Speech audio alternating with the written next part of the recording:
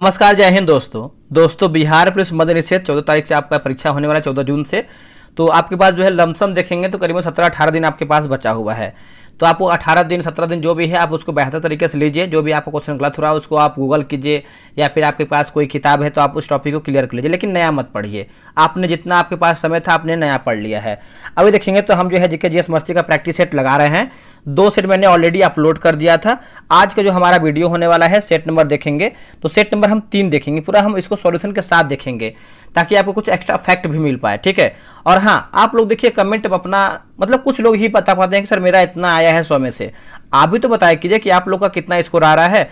और मेरे भाई, एक वीडियो को लाइक करने में आपको क्या ही जाता है। देखिए बहुत अधिक मेहनत लगता है ये वीडियो पहुंचाने में आपके पास। बस आपका एक सपोर्ट चाहिए कि वीडियो को लाइक कर दिया कीजिए। और अगर आपका स्कोर देना के मन है तो आप कमेंट में स्कोर भी अपना दे सकते हैं। तो चलिए वीडियो को आपका देखेंगे। तो प्रैक्टिस सेट नंबर जो है 3 है। इसके पहले का देखिए मैंने आपका 2 सेट आपका ऑलरेडी अपलोड किया है, और जो इसका प्लेलिस्ट होता है मैंने बना दिया है। आप उसको आराम से जा करके दोनों सेट देख लीजिए। और ज्ञान बिंदु का भी प्रैक्टिस सेट आपका डेली बेसिस पे करवा रहे हैं। तो एग्जाम से पहले जो है सारा टेस्ट आपका खत्म करवा देंगे, उसके लिए आप निश्चिंत रहिएगा। आपका कमेंट था कि सर इसको एग्जाम से पहले जो है दोनों प्रैक्टिस सेट खत्म कर दीजिएगा, तो हो जाएगा, ठीक है। अगर हम इसको शुरू किए हैं तो खत्म भी करेंगे।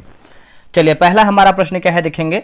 पहला प्रश्न है कि बुद्ध द्वारा पहली बार उपदेश देने की महत्वपूर्ण घटना की स्मृति में कहाँ एक स्तूप का निर्माण किया गया था। बुद्ध के द्वारा पहली बार उपदेश देने की महत्वपूर्ण घटना की स्मृति में कहाँ एक स्तूप का निर्माण किया गया था, बताइए। बहुत ही शानदार प्रश्न है।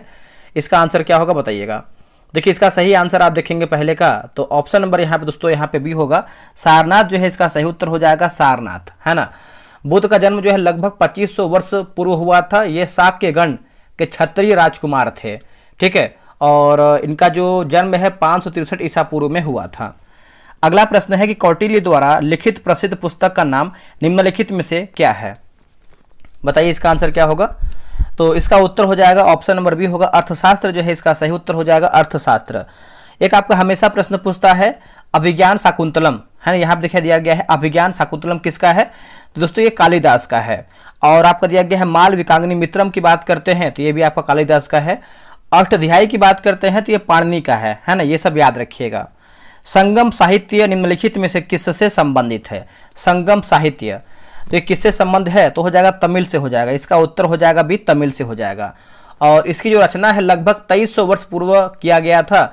इन्हें संगम इसलिए कहा जाता है क्योंकि मदुरै के कवियों के सम्मेलनों में इनका जो है संकलन किया जाता था, ठीक है। चलिए आगे बढ़ते हैं। निम्नलिखित कथनों पर विचार कीजिए और सही यानी सत्य हमारा कथन क्या है उसी को चुन करके बताइए। सही बताना है। देखिए पहला है कि चोल शासकों ने पांडे और चेरों को पराजित करते हुए दक्षिण भारत में आरंभिक मध्यकालीन परिस्थितियों पर अपना जो है प्रभुत्व स्थापित किया है। दूसरा यहाँ पे है कि चोलों ने शैलेंद्र शासकों पर सैन्य आक्रमण करके उन्हें कुछ क्षेत्रों को जीता है। तो आप बोल सकते हैं ऑप्शन नंबर सी। 1 और 2 कथन देखेंगे, दोनों कथन हमारा यहाँ पे जो है सही आंसर हो जाएगा। नेक्स्ट हमारा प्रश्न है क्वेश्चन नंबर 5 नंबर है कि विभाजन पर एक सेकेंड, क्वेश्चन नंबर 5 नंबर है ना। तो विभाजन पर यहाँ पे क्या लिखा है, यहाँ पे लिखिए अघोष व्यक्त करते हुए किसने कहा है कि सांप्रदायिकता के पक्ष में राष्ट्रवाद का समर्पण है। राष्ट्रवाद का समर्पण है, बताइए इसका आंसर क्या होगा। देखिए इसका सही आंसर आप 5वें का देखेंगे तो ऑप्शन नंबर बी होगा, डॉक्टर सैफुद्दीन किचलू होगा। Doctor Saifuddin Kitchlew option number यहाँ पे जो है बी सही हो जाएगा। मोतीलाल नेहरू और चित्तरंजन दास द्वारा स्वराज पार्टी की स्थापना कब की गई थी। स्वराज पार्टी की स्थापना कब किया गया था, तो ये किया गया था जनवरी में 1923 में किया गया था। जनवरी 1923 में किया गया था, ये पॉइंट याद रखिएगा। और यहाँ पे देखेंगे दोस्तों तो एक आपका हमेशा प्रश्न पूछता है चौरी चौरा कांड। देखिए चौरी चौरा कांड के बाद गांधी जी द्वारा असहयोग आंदोलन वापस लेने से असंतुष्ट नेता जो विधान परिषदों में जाकर सरकार का विरोध करना चाहते थे वे इस पार्टी के सदस्य बने हैं, ठीक है। आगे हमारा प्रश्न है कि एका आंदोलन का नेतृत्व जो है किसने किया था। दोस्तों एका आंदोलन की बात करते हैं तो इसका जो नेतृत्व है ये क्या था। ऑप्शन नंबर यहाँ पे डी होगा, मदारी पासी के द्वारा ये किया गया था। ऑप्शन नंबर देखेंगे तो डी होगा। देखिए एका आंदोलन का नेतृत्व जो है मुख्य रूप से मदारी पासी ने किया था, जो उत्तर प्रदेश के हरदोई यानी बहराइच और सीतापुर जैसे क्षेत्रों में 1921 के अंत में शुरू हुआ था। और इस आंदोलन के जो स्थानीय नेता थे उन्होंने छोटे किसानों और बटाईदारी को जो है एक तरीके से देखेंगे तो एकजुट किया था। ऑपरेशन रूबिकॉन, जिसे भारत में ब्रिटिश सरकार द्वारा निम्नलिखित में से किस संदर्भ में प्रयोग करने के लिए प्रस्तावित कोड वर्ड दिया है? कोड वर्ड था। तो इसका आंसर क्या होगा? तो देखिए इसका सही उत्तर हो जाएगा जेल में गांधी का आमरण अनशन। जेल में गांधी का आमरण अनशन, ऑप्शन नंबर देखेंगे तो ए जो है सही आंसर हो जाएगा। निम्न में से कौन सी पत्रिका क्रांतिकारी गतिविधियों के साथ जुड़ी हुई नहीं थी? निम्न में से कौन सी पत्रिका क्रांतिकारी गतिविधियों के साथ जुड़ी हुई नहीं थी? बताइए इसका आंसर क्या होगा? इसका उत्तर हो जाएगा यंग इंडिया जो है इसका सही उत्तर हो जाएगा। ऑप्शन नंबर यहाँ पे डी हो जाएगा, यंग इंडिया। देखिए यंग इंडिया पत्रिका का जो संपादन है महात्मा गांधी ने किया था। महात्मा गांधी अहिंसक आंदोलन के समर्थक थे, ठीक है, याद रखिएगा, भूलिएगा नहीं। आगे बढ़ते हैं, क्वेश्चन नंबर हम 10 नंबर की बात करते हैं। 1857 के विद्रोह के बाद ब्रिटिश सरकार ने सिपाहियों का इन प्रांतों से चयन किया है। सिपाहियों का इन प्रांतों से चयन किया है। कौन सा प्रांत है? तो देखिए इसका प्रांत की बात करते हैं, गोरखा हो जाएगा, सिख और पंजाब। क्या होगा? गोरखा, सिख तथा पंजाब जो है इसका सही उत्तर होगा। अगला है क्वेश्चन नंबर 11 नंबर है कि इलियड और ओडिसी किसने लिखी है? इलियड और ओडिसी जो है दोस्तों किसके द्वारा ये लिखा गया है बताइएगा? तो ये लिखा गया है होमर के द्वारा। इसका उत्तर हो जाएगा बी, होमर के द्वारा लिखा गया है। और ये रचनाएं लगभग 8वीं शताब्दी ईसा पूर्व की मानी जाती हैं, 8वीं शताब्दी ईसा पूर्व। अगला कि रोमन साम्राज्य का पहला सम्राट कौन था? रोमन साम्राज्य का पहला सम्राट कौन था? तो इसका आंसर देखेंगे क्वेश्चन नंबर 12 का, तो ऑप्शन नंबर यहाँ पे क्या होगा बताइएगा दोस्तों? यहाँ 12 का अगर हम आंसर की बात कर लेते हैं तो ऑप्शन नंबर यहाँ पे सी हो जाएगा, अगस्टस जो है इसका सही उत्तर हो जाएगा। ऑप्शन नंबर सी उत्तर हो जाएगा अगस्टस, ठीक है, याद रखिएगा। कथक नृत्य का मूल क्षेत्र कौन सा है? दोस्तों कथक नृत्य का मूल क्षेत्र की बात कर लेते हैं तो इसका उत्तर हो जाएगा उत्तर प्रदेश, सॉरी माफ कीजिएगा उत्तर भारत हो जाएगा। क्या होगा? उत्तर भारत हो जाएगा कथक का, ठीक है। कथक उत्तर भारत का शास्त्रीय नृत्य है जिसकी उत्पत्ति मंदिरों में कथावचन है ना, कथावाचन से हुआ है। मधुबनी चित्रकला किस क्षेत्र से संबंधित है? दोस्तों मधुबनी चित्रकला की बात करते हैं तो आपको पता ही होगा, आप लोगों ने आंसर कर दिया होगा, बिहार से संबंधित है। इसका उत्तर हो जाएगा बी, बिहार से संबंधित है। देखिए बिहार इसका आंसर दिया गया है, ऑप्शन नंबर बी। और बात कर लेते हैं दृष्टि साइंस का बैच आपका स्टार्ट किया गया है और 1 जून से आपको जो है दृष्टि जो आपका इतिहास का सब्जेक्ट है वो हमने स्टार्ट किया हुआ है। 55 दिन का टारगेट रखा है, वो आपका होमवर्क सीरीज, आप उसको ज्वाइन कर लीजिए, बहुत सारा वैकेंसी आने वाला है। एक बार आप अलग अलग सब्जेक्ट से पढ़ लेते हैं तो आपकी तैयारी बहुत तगड़ा और बेहतर मानी जाएगी और बेहतर हो भी जाएगा। मौलिक कर्तव्यों को संविधान में किस संशोधन द्वारा जो है दोस्तों जोड़ा गया है? मौलिक कर्तव्यों को संविधान में किस संशोधन द्वारा ये जोड़ा गया है? तो इसका उत्तर हो जाएगा बी, 42वां संविधान संशोधन, है ना। ऑप्शन नंबर यहाँ पे जो है बी हो जाएगा। देखिए मौलिक कर्तव्यों को भारतीय संविधान में स्वर्ण सिंह समिति की अनुशंसा पर 42वां संविधान संशोधन द्वारा 1976 में जोड़ा गया, जिसकी संख्या जो है 10 थी। याद रखिएगा, भूलिएगा नहीं। इसे भाग 4 का क में अनुच्छेद 51 के क के तहत जो है रखा गया है। आगे बढ़ते हैं, अगला प्रश्न है निम्नलिखित में से कौन सा संवैधानिक निकाय नहीं है? इनमें से कौन सा संवैधानिक निकाय नहीं है? तो इसमें देखिए नीति आयोग जो दिया गया है, नीति आयोग ये आपका संवैधानिक निकाय नहीं है। बाकी निर्वाचन आयोग है, वित्त आयोग है और संघ लोक सेवा आयोग भी इसमें आपका एक तरीके से संवैधानिक निकाय के अंतर्गत आता है। अगला हमारा प्रश्न है कि भारतीय संविधान के किस अनुच्छेद के तहत यह प्रावधान किया गया है कि विधानसभा के सदस्यों की अधिकतम संख्या 500 और न्यूनतम संख्या जो है 60 होगी? इसका आंसर क्या होगा? देखिए इसका सही आंसर देखेंगे 17 का अनुच्छेद 170 जो है इसका सही उत्तर हो जाएगा। ऑप्शन नंबर बी होगा, अनुच्छेद 170, ठीक है, आप याद रखिएगा, आप इसको भूलिएगा नहीं। और अनुच्छेद 169 की बात कर लेते हैं तो राज्यों में विधान परिषदों के उत्साधन या सृजन से संबंधित हो जाएगा। अनुच्छेद 171 की बात करते हैं, विधान परिषदों की संरचना से संबंधित है। 172 की बात करते हैं तो राज्य विधानमंडलों की अवधि से संबंधित है। चलिए आगे बढ़ते हैं, वर्तमान समय में भारत में कितने मान्यता प्राप्त राष्ट्रीय दल हैं? वर्तमान समय में भारत में कितने मान्यता प्राप्त राष्ट्रीय दल हैं? इसका आंसर हो जाएगा ऑप्शन नंबर डी, इनमें से कोई भी नहीं होगा।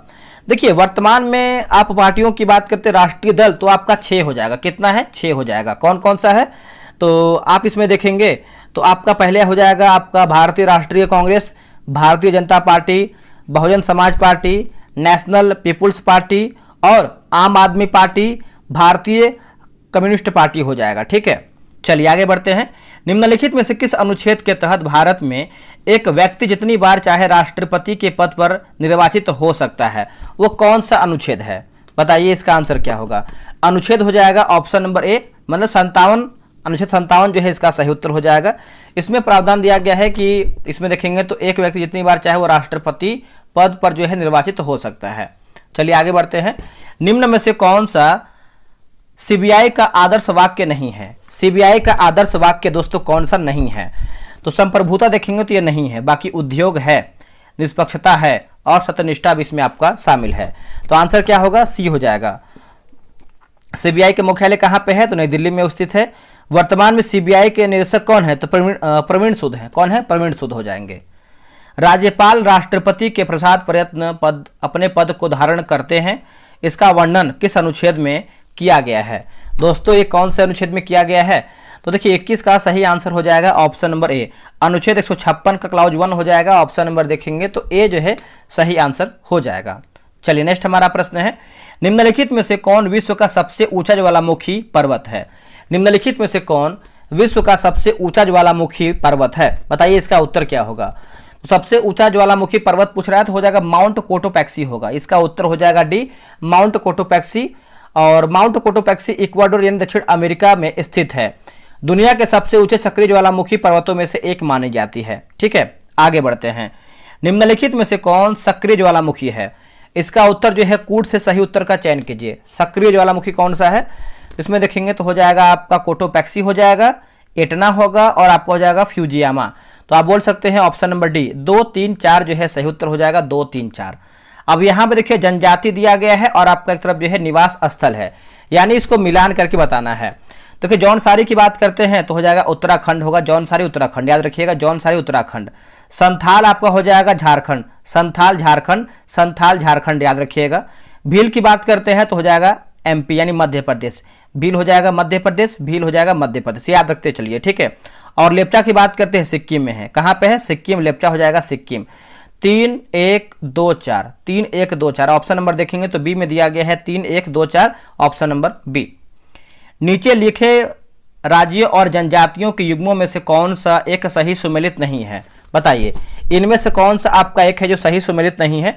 देखिए असम की बात करते हैं मिरी, ये बिल्कुल सही हो जाएगा। नागालैंड की बात करते हैं तो कोन्याक, ये भी आपका देखिए सही है। अरुणाचल प्रदेश की बात करते हैं तो अपतान, ये भी देखिए आपका सही है। लेकिन एमपी लवांडा, ये देखिए असत्य उत्तर हो जाएगा। लवांडा जो आपको जनजाति है ये आपको तेलंगाना, आंध्र प्रदेश और कर्नाटक में पाई जाती है, ना कि एमपी में। ठीक है, तो इसको बना लीजिएगा आप सभी लोग। अब यहाँ पे देखिए जनजाति है और आपका निवास स्थल है, मिलान करके बताना है क्वेश्चन नंबर 26 नंबर का। जैसे संथाल की बात करते हैं तो हो जाएगा झारखंड होगा, भील की बात करते हैं तो हो जाएगा राजस्थान, याद रखिएगा भील राजस्थान होगा। टोडा, टोडा की बात करते हैं तो हो जाएगा तमिलनाडु, और जरावस की बात करते हैं तो अंडमान निकोबार होगा। क्या होगा? अंडमान निकोबार। तो इसमें देखिए आपको हो जाएगा 3, 4, 1, 2, 3, 4, 1, 2 ऑप्शन नंबर यहाँ पे देखेंगे तो दिया गया है बी, 3, 4, 1, 2 जो है सही हो जाएगा। काठी है क्या? काठी है क्या? तो काठी की बात करते हैं तो एक लोक नृत्य है दोस्तों, इसका आंसर हो जाएगा डी। यह मुख्य रूप से मध्य प्रदेश के निमाड़ क्षेत्र का एक पारंपरिक लोक नृत्य है। यह नृत्य आमतौर पर बलई समुदाय के लोगों द्वारा जो है किया जाता है, बलई समुदाय। वर्ष 2014 में किए प्राच्य भाषा का दर्जा दिया गया है, प्राच्य भाषा का दर्जा। तो इसका आंसर क्या होगा? देखिए इसका सही आंसर देखेंगे तो ओडिया जो है इसका सही उत्तर हो जाएगा। ऑप्शन नंबर यहाँ पे ए हो जाएगा, ओडिया। चलिए नेक्स्ट हमारा प्रश्न क्या है देखेंगे। अगला प्रश्न है कि बांग्लादेश में गंगा नदी को पुकारा जाता है किस नाम से? बांग्लादेश में गंगा नदी किस नाम से हम पुकारते हैं? तो पद्मा के नाम से पुकारते हैं। इसका उत्तर हो जाएगा भी, पद्मा के नाम से पुकारते हैं। ठीक है, तो आप इसको याद रखिएगा। गंगा नदी का जो उद्गम हिमालय में स्थित गंगोत्री ग्लेशियर से होती है, जहां से निकलने वाली धारा को प्रारंभ में भागीरथी कहा जाता है। ठीक है, चलिए अब यहाँ देखिए क्वेश्चन नंबर जो 30 है मिलान करना है सूची 1 को सूची 2 में स्थल नदियों का संगम दिया गया। ये देखिए हमेशा प्रश्न पूछता है ऐसा प्रश्न। ठीक है, तो 30 नंबर है ना, 30 नंबर है। देखिए रुद्रप्रयाग की बात करते हैं तो हो जाएगा अलकनंदा मंदाकिनी। फिर से याद रखिएगा जो आपका रुद्रप्रयाग है अलकनंदा मंदाकिनी होगा। नंद प्रयाग की बात करते हैं तो हो जाएगा अलकनंदा मंदाकिनी, नंद प्रयाग अलकनंदा मंदाकिनी होगा। कर्ण प्रयाग की बात करते हैं तो हो जाएगा अलकनंदा पिंडर, कर्णप्रयाग, अलकनंदा, पिंडर। देवप्रयाग की बात करते हैं तो भागीरथी, अलकनंदा। देवप्रयाग, भागीरथी, अलकनंदा जो है सही होगा। तो ऑप्शन नंबर जो है 30 का ऑप्शन नंबर देखेंगे तो बी होगा 2 4 3 1। 2 4 3 1 जो है इसका सही आंसर हो जाएगा। अगला प्रश्न है, निम्नलिखित में से किस नदी के तट पर बद्रीनाथ का प्रसिद्ध मंदिर स्थित है? बद्रीनाथ का प्रसिद्ध मंदिर जो है स्थित है, तो इसका उत्तर हो जाएगा अलकनंदा जो है इसका सही आंसर हो जाएगा। 31 का हो जाएगा ऑप्शन नंबर ए। यह मंदिर अलकनंदा नदी के किनारे बसा हुआ है। मंदाकिनी केदारनाथ मंदिर यानी मंदाकिनी नदी के तट पर स्थित है, तो ये भी आप अच्छे तरीके से याद रखिएगा। और भागीरथी की बात करते हैं तो भागीरथी गंगोत्री धाम भागीरथी नदी के तट पर स्थित है। गंगा नदी की एकमात्र सहायक नदी जिसका उद्गम मैदान में है उसको चिन्हित करिए। तो इसका आंसर क्या होगा 32 का? तो देखिए 32 का हो जाएगा ऑप्शन नंबर सी, गोमती जो है इसका सही उत्तर हो जाएगा। ऑप्शन नंबर यहाँ पे सी हो जाएगा गोमती।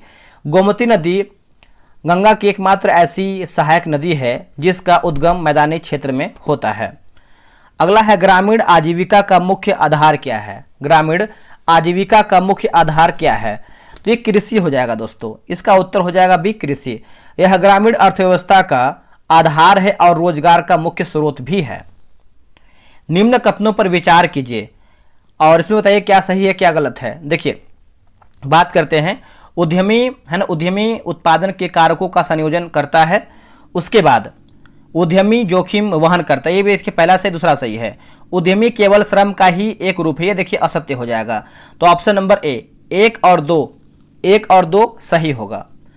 मानव पूंजी निर्माण के संदर्भ में कौन सा कथन गलत है?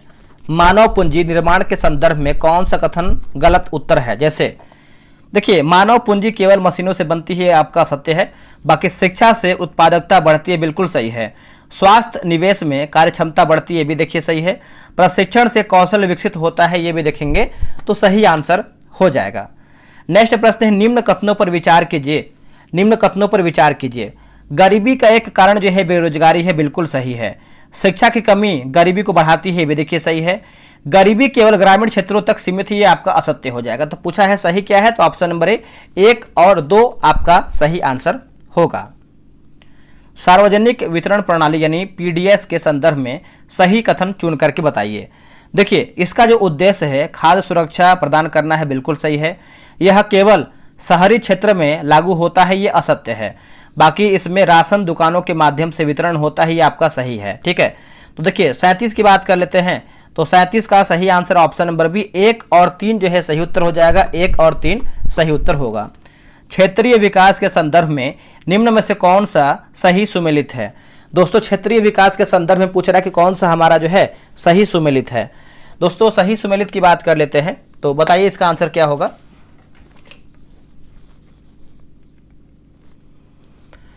देखिए इसका सही आंसर देखेंगे 38 का तो हो जाएगा तृतीयक परिवहन जो है इसका सही आंसर हो जाएगा। ऑप्शन नंबर देखेंगे तो सी उत्तर हो जाएगा, तृतीयक परिवहन सही आंसर हो जाएगा।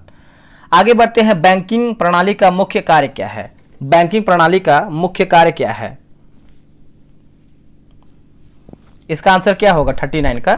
देखिए 39 का आंसर देखेंगे तो हो जाएगा जमा स्वीकार करना और ऋण देना। जमा स्वीकार करना और ऋण देना, ऑप्शन नंबर जो है बी होगा। यदि एक अवतल दर्पण में वस्तु एवं प्रतिबिंब दोनों वक्रता केंद्र पर हैं तो प्रतिबिंब होगा। तो प्रतिबिंब होगा, इसका आंसर हो जाएगा वस्तु के समान आकार का होगा। वस्तु के समान आकार का होगा। ऑप्शन नंबर जो है 40 का ए सही आंसर हो जाएगा। कोणीय वेग का मात्रक निम्न में से कौन सा है? कोणीय वेग का मात्रक जो है निम्न में से कौन सा है बताइए। तो रेडियन प्रति सेकेंड होगा, इसका उत्तर हो जाएगा बी, रेडियन प्रति सेकंड जो है इसका सही आंसर हो जाएगा। रेडियन ठोस कोण की एसआई इकाई है। चलिए आगे बढ़ते हैं। सूची 1 और सूची 2 यंत्र और मापन उपयोग दिया गया है। ठीक है, तो देखिए अमीटर की बात करते हैं तो हो जाएगा विद्युत धारा होगा। क्रायोमीटर की बात करते हैं तो हो जाएगा निम्न ताप होगा। ओम मीटर की बात करते हैं तो हो जाएगा विद्युत प्रतिरोध। पायरोमीटर की बात करते हैं तो हो जाएगा उच्च ताप। और इलेक्ट्रोमीटर की बात करते हैं तो हो जाएगा विभवांतर हो जाएगा। ठीक है, तो 42 का आंसर देखेंगे 42 का, तो ऑप्शन नंबर यहाँ पे सी हो जाएगा 4 3 5 2 1। 4 3 5 2 1 ऑप्शन नंबर सी होगा। अगला है कमानी तुला निम्न में से किस सिद्धांत पर कार्य करती है? दोस्तों कमानी तुला की बात करते हैं तो इसका आंसर हो जाएगा 43 का। बताइए क्या होगा। तो ऑप्शन नंबर यहाँ पे दोस्तों 43 का हो जाएगा। एक सेकेंड रुकिएगा। हुक के नियम के सिद्धांत होगा। क्या होगा दोस्तों? हुक के नियम के सिद्धांत। 43 का जो है ऑप्शन नंबर यहाँ पे दोस्तों डी हो जाएगा। निम्नलिखित में से बेमेल युग्म को मतलब बेमेल युग्म कौन सा है, यानी गलत हमारा क्या? देखिए गामा किरण की बात करते हैं विलियम हर्शल, यही देखिए असत्य हो जाएगा। गामा किरण की खोज जो है 1900 में किया गया था, फ्रांसीसी भौतिक विज्ञानी पॉल विलार्ड ने किया था। बाकी पराबैंगनी किरण की बात करते हैं जोहर रिटर सही है। एक्स किरण की बात करते हैं WC रोंटगन सही है। लघु रेडियो तरंग की बात करते हैं तो हेनरिक हर्टज सही दिया गया है। फास्फोरस को पानी में क्यों रखाया जाता है? दोस्तों फास्फोरस को पानी में क्यों रखते हैं? क्योंकि उसका प्रज्वलन जो है तापमान बहुत कम होता है ना। इसका आंसर देखेंगे 45 का, तो बी जो है सही होगा। बहुप्रयोग प्लास्टिक की पानी को बोतल डैश की बनी होती है, ये किसकी बनी होती है बताइएगा दोस्तों? ये बनी होती है 46 का आंसर देखेंगे तो ये पॉलीथीन की बनी होती है ना। इसका आंसर हो जाएगा सी, ये पॉलीथीन की बनी होती है। ऑप्शन नंबर यहाँ पे सी हो जाएगा। नशे में धुत होकर गाड़ी चलाने वालों के लिए श्वास विश्लेषण परीक्षण में उपयोग किया जाने वाला ये जो यौगिक होता है वो कौन सा यौगिक है? तो हो जाएगा option number A K2CR2O7। Option number यहाँ पर जो है 47 का ए सही हो जाएगा। निम्न कथनों पर विचार कीजिए। पहला कथन है कि नमक और बर्फ के मिश्रण से 0 डिग्री सेल्सियस से नीचे का तापमान जो है प्राप्त होता है, ठीक है। और ये कारण दिया गया है, कारण आर, नमक बर्फ के हिमांक को बढ़ा देता है। निम्न संदर्भ में सही मतलब कौन सा सही है? तो सही के बारे में पूछ रहा है, तो ऑप्शन नंबर सी ए सही है परंतु आर गलत है। ए सही है परंतु आर गलत है। अगला है कि एक रेडियोधर्मी पदार्थ की अर्ध आयु 10 दिन है। इसका अभिप्राय यह है कि तो पदार्थ का पूर्ण विघटन 40 दिनों में हो जाएगा। पदार्थ का पूर्ण विघटन जो है 40 दिन में हो जाएगा। 49 का जो है बी होगा। अब यहाँ पे देखिए सूची 1 और सूची 2 मिलान करके बताना है। अब यहाँ देखिए केचुआ की बात करते हैं तो अकशेरुकी होगा। प्रसनी की बात करते हैं तो आहार नाल होगा। संयुक्त आंख की बात करते हैं तो तिलचट्टा, और मेढक की बात करते हैं तो कशेरुकी होगा, ठीक है। तो वही 50 की बात करते हैं तो option number B 2134 option number यहाँ पे बी सही होगा। अगला है कृमि छिपती का संबंध किससे है? कृमि छिपती जो संबंध दोस्तों बताना है, इसका आंसर क्या होगा बताइएगा आप सभी लोग। तो केंचुओं के उत्सर्जी मल पदार्थ से है। क्या होगा? केंचुओं के उत्सर्जी मल पदार्थ से है। इसका आंसर जो है 51 का ए सही होगा। निम्नलिखित में से किसे किसान का मित्र जो है कहा जाता है? सिंपल सा प्रश्न है, आप लोगों ने तुरंत आंसर कर दिया हो। किसान का मित्र नाम सुनते ही इसका आंसर क्या होगा? देखिए इसका सही उत्तर हो जाएगा ऑप्शन नंबर सी केंचुआ हो जाएगा, ठीक है। केंचुआ हो जाएगा, आप इसको याद रखिएगा, इसको भूलिएगा नहीं। नेक्स्ट प्रश्न है निम्नलिखित कथनों पर विचार कीजिए, ठीक है। तो इसमें पूछा क्या है पढ़ लेते हैं। तो इसमें देखिए पूछा है उपयुक्त में से कौन सा सत्य नहीं है, यानी हमारा गलत आंसर क्या है, यह आपका प्रश्न पूछा गया है, ठीक है। चलिए असत्य पूछा गया है। देखिए पहला है कि शैवाल की कोशिका भित्ति केवल सेलोज की बनी होती है, तो ये देखिए आपका असत्य हो जाएगा, क्योंकि शैवाल की जो कोशिका भित्ति होती है सेलोज और ग्लैक्टेंस मेनांस और खनिज जैसे कैल्शियम कार्बोनेट से बना होता है, तो ये असत्य हो जाएगा। और दूसरा की बात करते हैं, एक सेकेंड, दूसरा इसमें है कि नहीं? हाँ दूसरा यहाँ पे दिया है। चिकनी अंतद्रव्य जलिका प्राणियों में केवल प्रोटीन संश्लेषण के मुख्य स्थल होते हैं, ये देखिए आपका सही हो जाएगा। और तीसरा है गाल्जी काय का मुख्य कार्य द्रव्यों है ना, द्रव्यों को संवेष्टिक कर अंतरकोशिकीय लक्ष्य तक पहुंचना, ये देखिए सही है। तो ऑप्शन नंबर ए केवल 1 आपका जो है असत्य आंसर हो जाएगा। दोस्तों यहाँ पे देखेंगे तो आपका एक जो नया जो है बैच स्टार्ट किया गया है, ये आपका भारतीय इतिहास होमवर्क सीरीज है, जो कि दृष्टि क्विक बुक आपको पता है कितना बेहतर है, और सभी लोग इसे जितने भी बेहतर टीचर ऐसा बोलते हैं कि एक बार आप जो है दृष्टि की किताब जो है पढ़ लीजिए। तो यहाँ पे देखेंगे तो यहाँ पे देखेंगे तो आपका बीपीएससी के लिए इंपॉर्टेंट है बिहार दरोगा, जो आपका नया वैकेंसी आने वाला है। जान लीजिए कि इस बार आपको वैकेंसी दरोगा में सिलेक्शन ले लेना है। बिहार पुलिस, बीएसएससी, बिहार मतलब बीपीएससी, टीआरई, एसएससी, रेलवे, तो सभी एग्जाम के लिए है। कैसे क्या टेस्ट हम करवाते हैं पहले जानिएगा, बैच के बारे में पूरी जानकारी। तो किताब देख सकते हैं, बगल में किताब लगा हुआ है, ये आपका 7वां संस्करण है, जो कि नया संस्करण होने वाला है। 55 दिन में जो है आपका बैच समाप्त कर देंगे हम। रोजाना आपको जो इस किताब से 5 पेज देंगे पढ़ने के लिए, उसी 5 पेज में से जो होमवर्क रहेगा 100 क्वेश्चन का टेस्ट करवाएंगे। टेस्ट आपका जो है टेलीग्राम क्विज बोर्ड पे होगा। रैंक लिस्ट मिलेगा। देखिए रैंक लिस्ट से फायदा ये होता है कि आपकी तैयारी कैसी है, आपसे आगे कौन कौन चल रहा है, आपसे पीछे कौन कौन चल रहा है, तो आपको एक अंदाजा लगता है, उससे आप और बेहतर तैयारी कर पाते हैं। जो टेस्ट करवाएंगे उसका 100 क्वेश्चन का पीडीएफ देंगे, और जो दूसरा पीडीएफ होता है वो आपका आंसर हाईलाइट पीडीएफ होता है कि आप जब चाहे तब उसको रिवीजन कर पाएं। टेस्ट का टाइमिंग जो है 5 PM में होने वाला है। फी की बात करते हैं मात्र 98 रुपया है। आप बोलोगे सर फी बहुत अधिक ले रहे हैं। मेरे भाई एक सेट आपका 2 रुपये का भी नहीं पड़ रहा है। आप ध्यान से अगर देखेंगे तो एक सेट अगर आपका 2 रुपये का पड़ रहा है तो आप बताइएगा। और बैच की बात करते हैं तो 1 जून से आपका बैच जो है शुरू हो जाएगा। यहाँ पे देखिए आपका लिखा गया है 1 जून से, है ना, 1 जून से आपका बैच शुरू होगा। जुड़ने के लिए आपको करना क्या है, सबसे पहले आप जाए तो आप इसका स्क्रीनशॉट ले सकते हैं। क्यूआर पे पेमेंट करना है। पेमेंट का जो स्लिप है आपको व्हाट्सएप पे भेजना है 6387098070 पे। और हाँ, 24 घंटा वेट कीजिएगा। बहुत लोग क्या करते हैं, पेमेंट करने के बाद तुरंत कॉल करते हैं, समय दीजिएगा, बहुत लोग पेमेंट कर रहे हैं।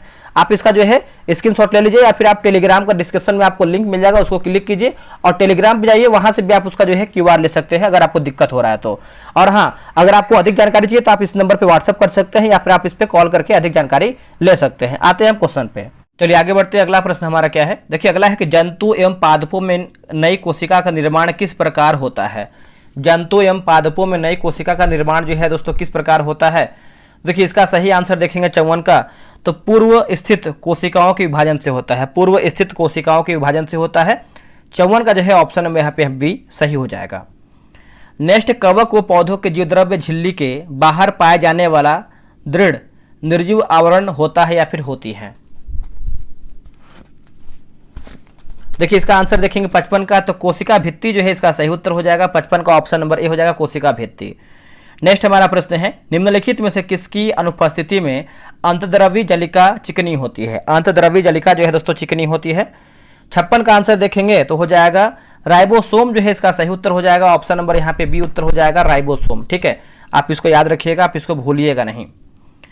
ROM की विशेषता क्या है, रीड ओनली मेमोरी। ठीक है, तो 57 का आंसर देखेंगे तो हो जाएगा बी, डेटा अस्थाई रहता है। डेटा अस्थाई रहता है, आप इसको याद रखिएगा, बी सही हो जाएगा।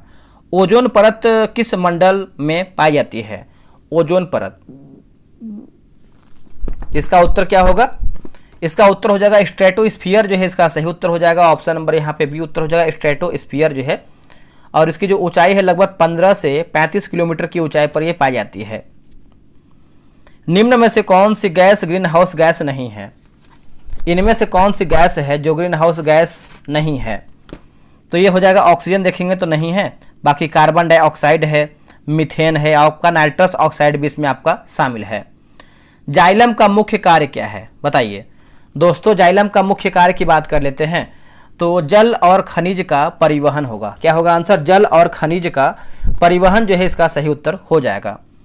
भारत का सर्वोच्च नागरिक सम्मान कौन सा है। भारत का सर्वोच्च नागरिक सम्मान कौन सा है, तो हो जाएगा भारत रत्न जो है इसका सही उत्तर हो जाएगा। ऑप्शन नंबर यहाँ पे देखेंगे तो सी होगा। इसकी स्थापना जो है 1954 में किया गया था और यह सम्मान बहुत विशिष्ट व्यक्तियों को दिया जाता है।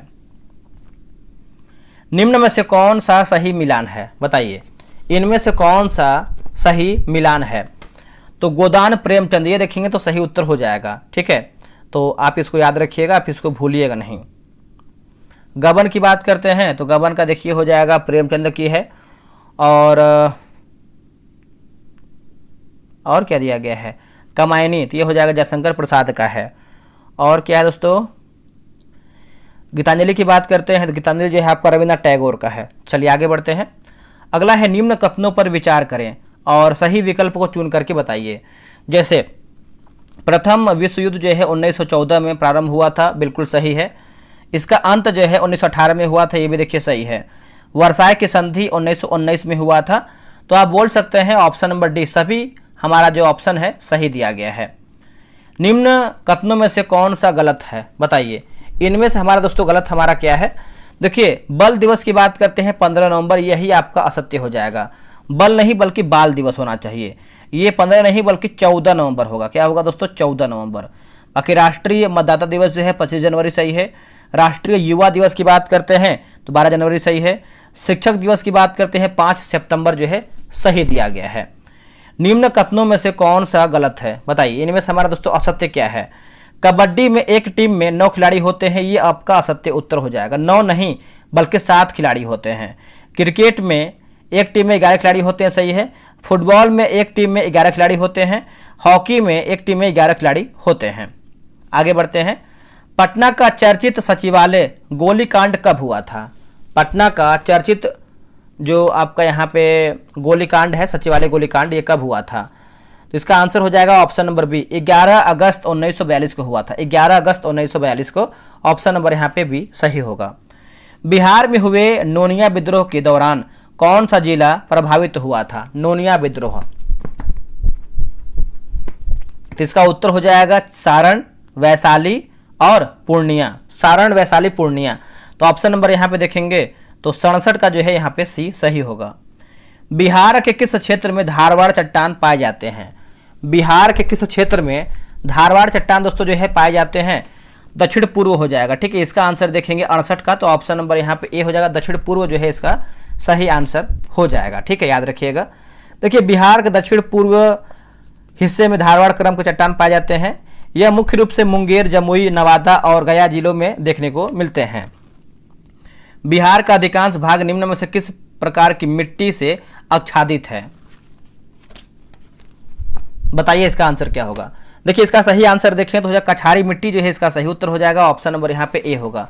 बिहार का लगभग 90% भाग कछारी मिट्टी से ढका हुआ है। इसे जलोढ़ मिट्टी भी कहते हैं। कछारी को ही हम जलोढ़ मिट्टी बोलते हैं। काकोलो जलप्रपात बिहार के किस जिला में स्थित है? काकोलो जलप्रपात, इसका आंसर क्या होगा 70 का? तो हो जाएगा नवादा जो है इसका सही उत्तर हो जाएगा। ऑप्शन नंबर यहाँ पे बी उत्तर हो जाएगा, नवादा। पृथ्वी से एक प्रकाश दिवस की दूरी तक पहुंचने वाली पहली मानव निर्मित वस्तु कौन सी है? दोस्तों, पहली मानव निर्मित वस्तु की बात कर लेते हैं तो 71 का आंसर क्या होगा बताइएगा।